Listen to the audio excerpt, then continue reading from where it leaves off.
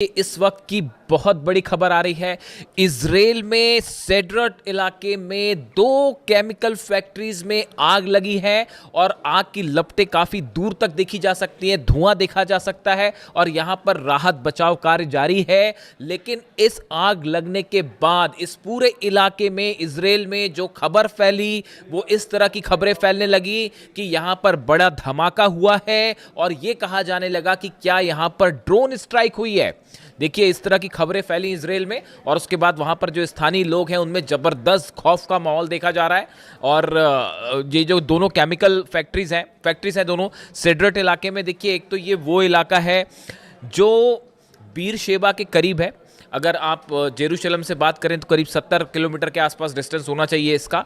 और ये वो इलाका है जहां पर पहले भी ईरान की तरफ से बड़ी स्ट्राइक्स हुई हैं, ड्रोन स्ट्राइक्स हुई हैं, मिसाइल स्ट्राइक्स हुई हैं। ये इंडस्ट्रियल इलाका है।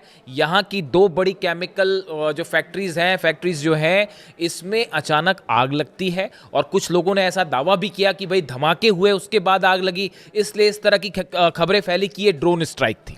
हालांकि अभी इस बात की पुष्टि नहीं हुई है कि ये ड्रोन स्ट्राइक थी या नहीं। और इस तरह से देखिए, अब इजराइल में अगर कहीं धमाका हो जाए तो बड़ी स्वाभाविक सी बात है कि जितनी मिसाइल्स मारी हैं ईरान ने और जितनी ड्रोन स्ट्राइक करी हैं पिछले बार जब भी जंग हुई उस बीच में, तो इजराइल में खौफ का माहौल, पैनिक होना साधारण सी बात है।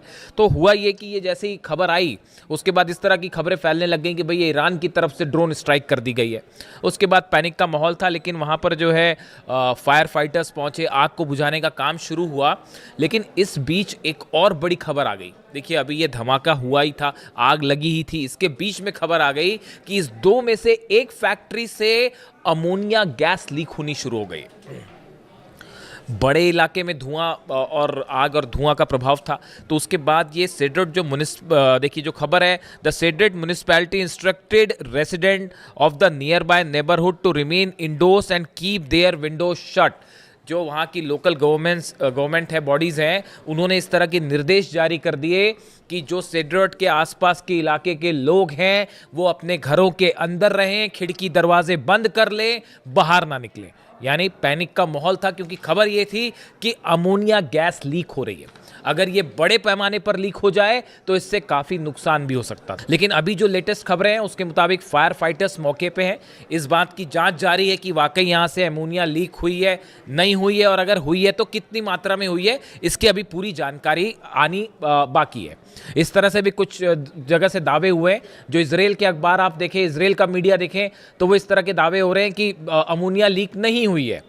लेकिन इस तरह के भी दावे हैं कि अमोनिया लीक हुई है। अभी स्टेटस क्या है वो पता चलेगा। इस इलाके में देखिए इतना ज़बरदस्त पैनिक का माहौल था कि जो सेड्रट से होते हुए जो ट्रेन्स जाती हैं उनको सेड्रट स्टेशन पर रोकने से मना कर दिया गया। उन्हें कहा गया कि आप फ़ौरन यहाँ से आगे निकल जाइए, इस स्टेशन पे आप ना रुकेंगे। आसपास के जो रेसिडेंशियल इलाके थे उनको काफ़ी घरों को खाली करवा दिया गया। जो थोड़े डिस्टेंस पे घर हैं उनको कहा गया कि आप घर के अंदर रहिए, बाहर मत निकलिए। यानी आप देखिए इस पूरे इलाके में, दरअसल देखिए ये बीर शेबा के करीब वो इलाका है सेड्रट का जहां पर ईरान की तरफ से शाहिद 136 ड्रोन्स ने, खास तौर पर जो 12 दिन की जंग हुई थी, इस जंग की बात नहीं कर रहा हूं मैं, पहले वाली जो जंग हुई थी 12 दिन की जंग हुई थी जिसमें ईरान ने अपनी मिसाइल्स और ड्रोन की असली पावर दिखाई थी पहली बार दुनिया को, और इजराइल घुटनों पर था। और ये हालात थे कि धमाधम मिसाइल्स गिर रही थी और बिल्डिंग्स गिर रहे थे इजराइल में। और उसके बाद जो है वो पहली बार ताकत देखी थी दुनिया ने कि ईरान की मिसाइल्स और ड्रोन की क्या ताकत होती है। तो उस समय भी ये जो सेड्रट इलाका है, जो इसका इंडस्ट्रियल इलाका है, इस पर काफ़ी ड्रोन स्ट्राइक्स हुई थी। देखिए, ईरान में लगातार अमेरिका की तरफ से धमकियां आ रही हैं कि जो है हम वहाँ के जितने ऑयल स्टेशंस हैं उनको निशाना बनाएंगे, एनर्जी स्टेशंस को निशाना बनाएंगे, वगैरह वगैरह, इंडस्ट्रियल एरिया को निशाना बनाया जा रहा है। इन हालात में नेतन्याहू जब डोनाल्ड ट्रंप से मिलने वाले हैं उसके ठीक पहले इजराइल के एक इंडस्ट्रियल कॉम्प्लेक्स में आग लग जाती है, तेजी से फैल जाती है और इस तरह से धमाके और ड्रोन स्ट्राइक की खबरें फैलने लगती है। इसके बाद सबको यही लगा एक बार कि ये ईरान की तरफ से, जैसा कि ईरान ने पहले ही कह रखा है कि अगर हमारे पर हमले जारी रहे या अगर हमें ज़रूरत महसूस हुई प्रीएम्प्टिव स्ट्राइक की तो हम पहले स्ट्राइक कर देंगे। इस तरह की बातें भी ईरान की तरफ से कही गई। तो ऑलरेडी पैनिक फैलना लाजमी था। तो उसके बाद हालात ये है कि अब वहाँ पर जो है काफ़ी सारी जो है फायर ब्रिगेड की गाड़ियाँ हैं और वो आग वाग बुझाने के काम में लगी हुई हैं। अभी किसी तरह की ड्रोन स्ट्राइक की कोई कन्फर्मेशन नहीं आई है। अगर कन्फर्मेशन आती है तो हम आपको बताएंगे, लेकिन फिलहाल इस पूरी घटना से अच्छा खासा पैनिक जो है वो इजराइल में देखने को मिल रहा है। अब देखिए, इसी बीच एक और बड़ी खबर है, मैं अगले वीडियो में इसकी चर्चा करूंगा आपसे, कि इराक में जो स्ट्राइक्स की गई हैं खासतौर पर इरबिल में ईरान की तरफ से, वहाँ इराक में अभी भी हमले जारी हैं, वहाँ पे अभी भी जो है वो दुश्मनों के खिलाफ ईरान की कार्रवाई जारी है। उसमें इजराइल के कुछ सीक्रेट अड्डों को निशाना बनाया गया है। इस पर अभी डिटेल्स ज़रा आ जाए आपसे शेयर करेंगे। और इस बीच देखिए, जो खबर है ही कि नेतन्याहू और डोनाल्ड ट्रंप की मुलाकात होने वाली है, इस पर पूरी दुनिया की नज़रें हैं कि डोनाल्ड ट्रंप और नेतन्याहू की मुलाकात में क्या होता है। पिछली बार भी जब हमले हुए थे ईरान पे, जंग शुरू हुई थी, तो उसके पहले दोनों की मुलाकात हुई थी। अब बड़े सारे ऑप्शंस जो हैं इसकी अमेरिका की मीडिया आपस में चर्चा कर रही है।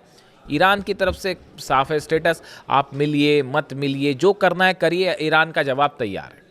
हमला करोगे तो हमला मिलेगा, बातचीत करोगे तो बातचीत मिलेगी, जैसा चाहता है अमेरिका, जैसा चाहता है इजराइल, उसको वैसा जवाब दिया जाएगा। ईरान का स्टेटस बिल्कुल क्लियर है।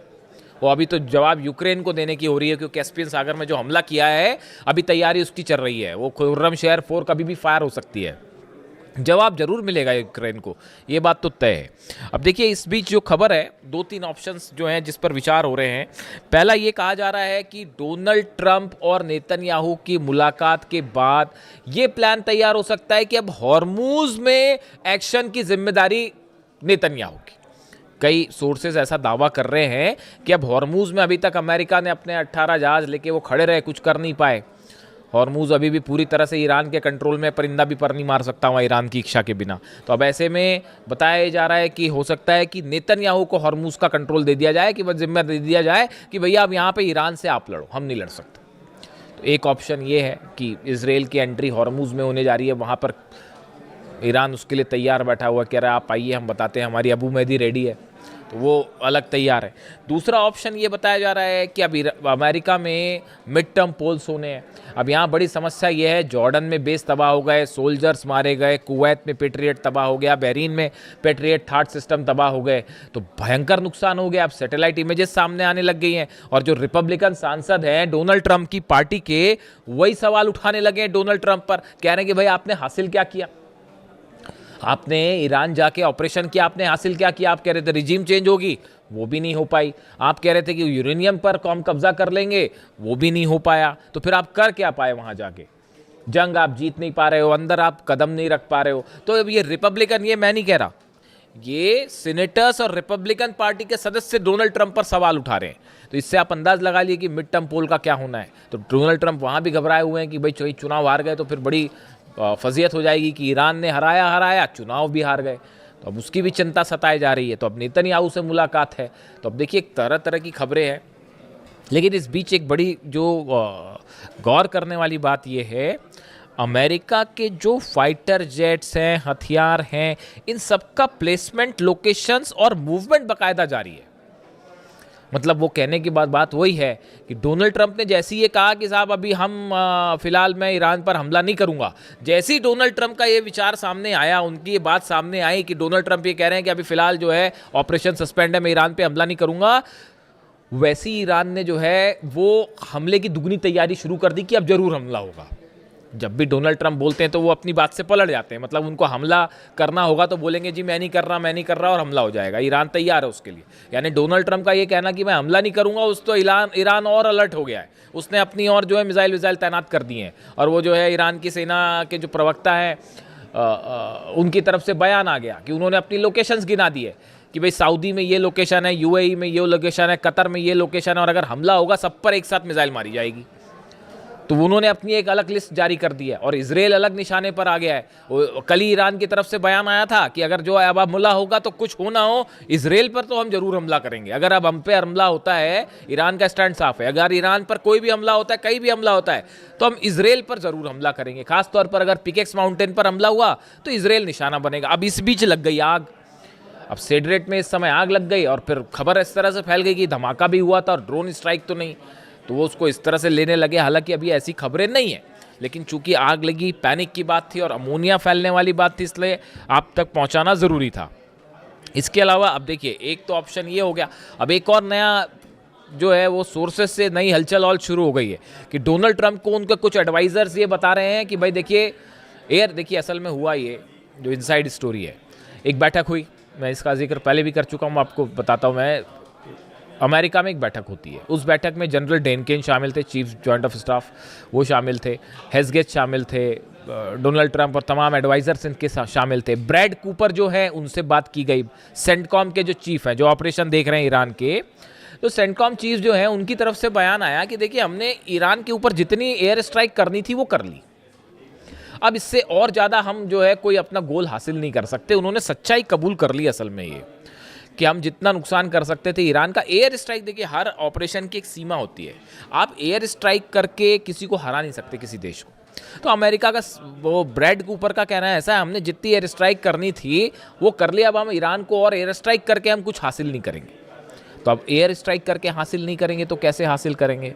तो फिर उसका एक ही ऑप्शन बचता है, ग्राउंड ऑपरेशन करिए, सोल्जर्स को अंदर ले जाइए। डोनाल्ड ट्रंप ने आज वो एक और फिर डाल दिया पोस्ट, एक तो वो B-2 बॉम्बर के साथ दिखाई दे गए और फिर खारग आइलैंड पर हमला करते हुए एक सोशल मीडिया पे पोस्ट डाल दी। तो उसके बाद ये स्पेकुलेशंस चल पड़े कि भाई अब ग्राउंड ऑपरेशन होने वाला है, उसके लिए ईरान अलग तैयार बैठा है। एक भी कदम रखेगा सैनिक तो वो उसने अपनी प्लानिंग कर रखी है, ग्राउंड ऑपरेशन का बदला ग्राउंड ऑपरेशन। इधर से अमेरिका की सेना घुसेगी, उधर ईरान की सेना जवाब तो देगी, वो लड़ेंगे, वो तो अलग होगी मारकाट, लेकिन उसके बाद ईरान की सेना भी कहीं भी घुस सकती है साहब, ये इस बात को भी समझ लीजिए। पता चला इराक पे कब्जा कर लिया, घुस गए अंदर, कुवैत में घुस गए अंदर, कुछ भी हो सकता है। ये जो है इन्होंने अपनी अलग पॉलिसी तैयार कर रखी है ईरान ने कि वो दुश्मन से एक कदम आगे चलेगा, मतलब जो चीज़ नहीं सोची होगी वो कर लेंगे। इस तरह की खबरें थी भी पहले कि अब जो ग्राउंड ऑपरेशन बार बार जो अमेरिका करता है, ग्राउंड ऑपरेशन, इस बार ईरान की सेना ने भी ग्राउंड ऑपरेशन का प्लान तैयार कर रखा है कि कैसे घुस के मिलिट्री अड्डों पर कब्जा किया जाए अमेरिका के, इसका प्लान भी तैयार है।